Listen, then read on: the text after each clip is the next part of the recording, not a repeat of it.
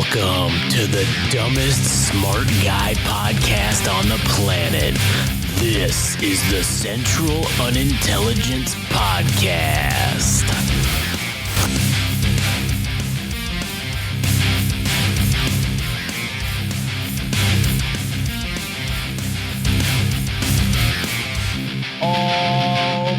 Welcome back, everybody, to a hot new episode of Central Unintelligence Podcast. My name's Josh. I'm here today with my good buddy, Adam. Yes, hello. And today we're going to talk about Bashar Carne Assad-A.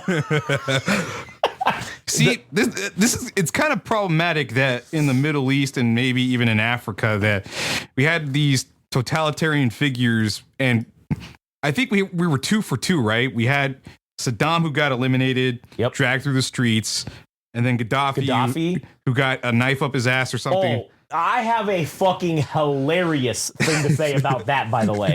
But Assad, it's like 2 for 3. You know what I'm saying? Like, I thought he was going to end up on the streets and, you know, bludgeoned to death and having knives up his ass, and who knows what other things they're going to do with his excrement, or what the fuck is going to happen. Oh, yeah. So we're going to talk, obviously, about this whole Syrian Civil War and the downfall of the Assad regime, which, honestly, is kind of a sad story, except for the fact that he's a brutal dictator. But anyways,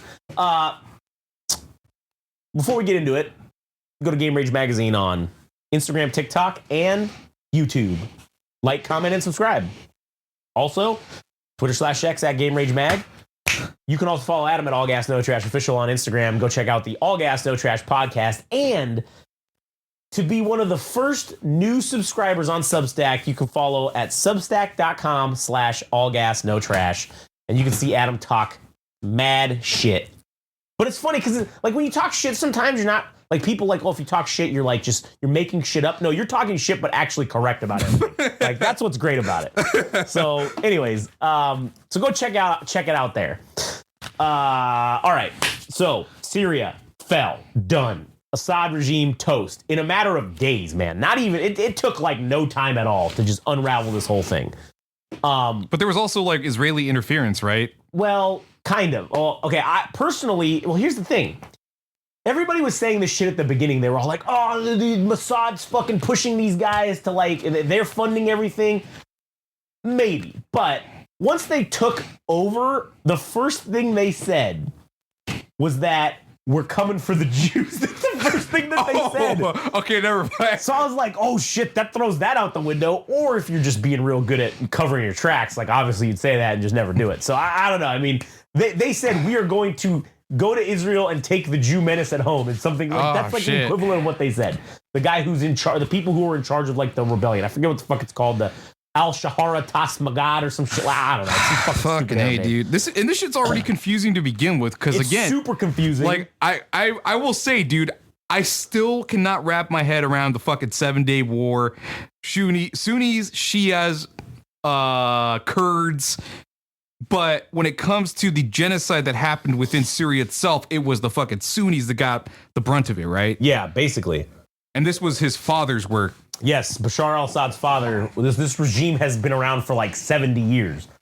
And it now has fallen, right? One of the funny things is there's a video of this conference that was taking place. And this was like in, I don't know, man, like the mid-2000s maybe. I don't remember exactly what it was. But Gaddafi is giving this speech. Okay. And he's talking about, he's like, hey, he's like, I've been saying this for years, and I'm going to say it here again now that we're all here together. When it was like this conference of all the Middle Eastern, like, dictators and, like, leaders. And he's like, the U.S. has been fucking shit up. Everybody's been fucking shit up, right? And he's like, listen, man. He's like, they came for Saddam, right? They were friends with Saddam. They put Saddam in power. Look what happened. Which one of us is next? Because I'm telling you, some of us are going to be next. And fucking Assad is laughing at this. Like, he is openly laughing at this prospect of, oh, no one's going to overthrow me. Little obviously did he know, a few years after this, Gaddafi gets overthrown and killed. And now Assad has now been officially overthrown. Now, one thing that I think the way this went down because there was a lot of fighting at the beginning. The Russians were defending the Assad regime, but it's kind of one of those things when the revolution, quote unquote, happens and eventually shit falls to the point where you're like, all right, there's no amount of like the army's defecting. Like it's unsalvageable. Over. Yeah, it's over. I do think that the Russians, I think a deal was made. I think there was an under the table deal between the Russians and the United States. I think the Russians said, hey, you know what? Tell you what. We'll let you have fucking Syria. Let you guys have it. Let you have Syria, huh? Let you have Syria. You can just, because we've also been in there fighting kind of Russia by proxy and even kinetically for many years. Because we've had bases in Syria. They've had bases in Syria. Like it's the same with Afghanistan. Right. Formerly. Right. Yeah. So it's kind of like, okay, hey guys, we'll just let you have, so you can give Syria to whichever rebel group you want and fucking install your own guy or whatever. We'll let you have it. And then we'll take 30% of Ukraine, right? But we want Ukraine. And I think we are going to see that deal come to fruition when Trump takes office. That, because he's already said this nonsense about, oh, we're going to fucking do this war will be over. And I think that's what we're going to do is we're going to go in and say, hey, sorry, Zelensky, you're out. You're losing this shit. Ukraine is going to Russia. I don't think he's going to give it. I don't think so. I do too, because it lets Trump get that whole thing out of the way where we're sending all this money to fucking Ukraine. Now, granted, it's a waste of money, everything we've spent, but at this point, we're not going to recover the money. So if we give it to Russia, we can say, cool, now we don't have to send them any more money. Now we can cut that off. And he can say, oh, look, guys, I just saved us $1 trillion. Now, granted, however much money we were giving them was likely going to turn into more dollars, because that's our scam. That's what we do. We send you a bunch of money on a loan and then make you pay us back, and then also hire American companies to rebuild your country when the war's over, right? That's our scam. That's what we've been doing. It's a great scam. It works amazingly. Yeah, it's like McDonald's franchising. Yeah, exactly. It's just American franchising, except we own everything, and also you have to pay us for the things that we own. So like, there you go. So this regime fell extremely quick. I mean, what's crazy about this whole situation is the rebels weren't even really a factor or doing anything at all up until this point where all of a sudden, as soon as this ceasefire happens between Hamas and Israel, all of a sudden these rebels just decide to make this push. It's like I don't know if they've been plotting or who knows what the fuck's going on. But I will say, like I said before, it was very interesting to see these guys. Here, I'll put it on mute. There you go. It was very interesting to see these dudes come in with, I mean, they were wearing like all brand new fucking camouflage gear. They all had nice plate carriers. Their plate carriers were all full of fucking magazines, where as opposed to most revolutions that you see take place in foreign countries, and even like if there were ever to be a revolution in a modernized, first world country, I mean, you're going to see dudes just rolling around in jeans and t-shirts and not a whole lot of body armor. You're going to see dudes maybe with a couple of magazines, not a whole shit ton. That's kind of just what it's going to be looking like. So it was very strange to see these dudes roll out with fucking Humvees, and they had fucking like all this crazy shit, like SR-71s. Yeah, they had fucking goddamn stealth bombers and shit. And I mean, we were bombing shit for them. I mean, Israel was also bombing shit. And now, that's the other thing. Since the regime has fallen, Israel has now committed the most airstrikes in a single day record of 276 airstrikes in a single fucking day in one country. That they now have, I believe, set the record. Because as soon as that shit fell, they were like, "Oh, we're gonna go kill everybody." That'll show those Palestinians. Yeah, that's exactly what Netanyahu said. But they're over there. This will just show them not to mess with us. What's funny too about that is one of the things that people tend to forget is the Assad regime had a lot of chemical weapons that they had gotten from Russia and like other countries. Yes, and those are kind of like unaccounted for at this point. So hey, that sounds like fucking the war in Iraq. Let's do it again, brother. Yeah, they're all like, oh man, these rebels got weapons of mass destruction. Let's go get them. But the thing is, I don't know if the rebels actually have these things. And what was funny too, the guy who was the prime minister of Syria, he stayed in the palace and was like, oh, these motherfuckers ain't gonna come kill me. He's like, hey, you know what? I'm going to stay here and I'm going to ensure that there is a peaceful transition of power. And I don't know what happened to him, but they showed him being escorted out by armed rebels in handcuffs. So I'm sure he's dead. So that's what you get. You should have got on the plane with Assad and fucking bailed. Yeah. That's what you probably should have did. But yeah, Assad is now in Moscow in this fucking lavish fucking apartment building. Imagine failing upwards. Like, oh man, we had a good run at this dictatorship, and at the very least, I'm now a Russian refuge. I mean, Assad has transferred multi-billions of dollars into his own personal finances off of the country. One of the things that was fucking insane was them going around and showing this garage. Like, he has these, like, hundreds of these, like, garage warehouses where he keeps all these cars that he likes to collect. And what was hilarious to me is this dude has shit taste in fucking cars. This dude had, like, 30 of those Toyota FJ Cruiser SUVs that are the ugliest pieces of shit. And a Geo Metro. Oh, he had all kinds of horrific shit, man. It was bad. I was like, dude, this guy, like, why are you not collecting Ferraris and like fucking Lamborghinis and like fucking Bugattis and shit? You're a Middle Eastern dictator who's got more money than God. You should have McLarens. You should have all this crazy shit. You shouldn't have a fleet of 2010 FJ Cruisers, man. Like that was the worst shit I've ever seen. I was like, that's terrible.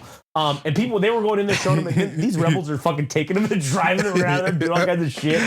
The very last Ford Pinto is also part of his. Is in his thing. The one with the good gas tank that didn't explode. Like that's, that's what's up. So I thought that was funny, but in the long scope of things, how does this affect LeBron's legacy? Yeah, I agree. It's not looking good for old LeBron because of this. I have to say, but no, there were one of the things that's crazy is this rebel group is basically like affiliated with ISIS. All right. And they want full Sharia law, all this crazy shit. And there's this video of this guy. He's holding his daughter. She's like this, young girl, and he's crying and he's like, this is going to be the greatest. I don't have to worry about my daughter, blah, blah, blah. And I'm like, oh, you thought Assad was bad. Oh, wait till ISIS is in charge. Yeah. They will be cutting off your daughter's hands because she looked at a dude wrong. Ankles. Yeah. She fucking was a temptress and didn't wear the burqa properly or something. Or was not escorted by a man. Yeah, out in public, right? You are going to have to worry about your daughter much more now that ISIS is in charge. You're probably going to want them, you're going to want to chop off all her hair and make them think she's a dude. That's your best bet at this point, is hope she doesn't grow tits. That's it. Because she's fucked at all points. If ISIS is in charge, women are fucked. You're probably fucked if you don't join up with them. They're just going to behead you as a heretic, and that's it. And you have to be an extreme devout fucking Muslim to like the 18th level. All right, so which one are they? They're obviously not the Sunni, so which one are they? I think they're the Shiites or whatever, or the Shia or whatever it's called. Like I think that's what side they're on. So either way, Syria is just going to continue to be fucked. And I get people are like, oh, hooray, it's so great. Not really, because like I said, these guys are basically just a front for ISIS. So, and that's why they've been considering taking these guys off of the terrorism watch list, this group, but they're ISIS. So like, that's why we're having this internal struggle now of like, well, they're kind of going to be like maybe our buddies because Assad was not our buddy. So like, maybe we should be buddies with these guys. But in order to do that, we have to take them off the terrorist fucking group list. But wait. It's also ISIS, so like, what do you do? But wait a minute, we just had 9/11 like 20 years ago. So. Yeah, man, that was pretty quick. I don't know. Is it too fast to be taking people off of the terrorist watch list? I'm not sure.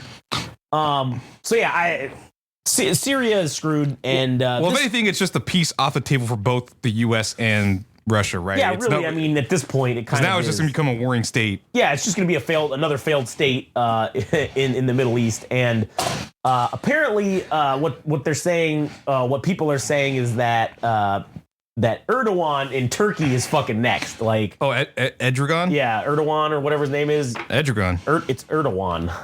Erdogan? Erdogan is how you say it. Yeah. Erdogan? Yonhap Erdogan or Yonjap or what the fuck his name is. Erdogan? No, it's Erdogan. Aragon, the shitty movie from 2000. No, that's Anyways, so yeah, that's the Erdogan Yeah, with the G, Erdogan. with the weird ERDO, weird with the G. upside down umlaut. Yeah, there you go. That's or the carrot thing, whatever the fuck it is. Yeah. I'll take your word for it. Yeah, you should take my word for it. So, anyways, basically, what's going to end up supposedly happening is that he's next. He's the next one that's going to be taken. Oh, hold on a second. Hang on. All right. Anyways, so bottom line, Syria's fucked. The Middle East in general is just fucked. Israel's probably going to invade Syria because they've already carved out this area in the Golan Heights that's north of their Golan Heights area, but it's inside of Syria. They've already set up like a defensive perimeter within there, and they've kind of technically already invaded the country, and they're saying, oh, this is for the safety of Israeli citizens so that the rebel activity doesn't spill over into Israel. And then they're just going to likely just continue moving forward, especially with this massive bombing campaign they've been doing in Syria. That's just eventually what's going to happen. And they've basically said, it's like you said, it's 2003 Iraq all over again. Oh, the rebels might be able to get these chemical weapons, so we need to destroy them. And then they're going to say, well, we couldn't really, can't confirm that we destroyed them, so we got to send troops in to make sure that they got destroyed. And then, well, now Syria is part of Greater Israel. Like, that's basically what it's going to end up being, in my opinion. But anyways, yeah, this whole situation sucks because everybody loses basically, except for Israel. They win. But yeah, so what else? Yeah, Assad's going to get to I don't know. Maybe Assad will end up getting assassinated by maybe the Russians will push him out a fucking window. Who the fuck knows? I mean, I don't know. Drop him off the 30th floor. Yeah, he'll just fall off a building or fall out of a helicopter or something. Well, once they extrapolate all important information out of him, it's more problematic to keep him alive. Yeah, it is. So it's easier to kill him. We'll see. Yeah, we'll see. Maybe next year we'll have 2025 Assad dead. No, not even that. We won't even confirm it. He disappeared. Assad who? Yeah, never heard from him. They'll delete his Wikipedia page like it never existed. Anyways, all right. Well, that'll be it. Go to Game Rage Magazine on Instagram and TikTok. Also YouTube. Go to Game Rage Mag on Twitter/X. You can go to All Gas No Trash Official on Instagram, and you can follow Adam at All Gas No Trash Official. Actually, that's what I said already. What was that website again? Substack.com. God damn, I can't remember the name of that. Substack.com/allgasnotrash. And you can check out Adam's musings and talking shit. Anyways, all right, that's it. Catch you on the next one.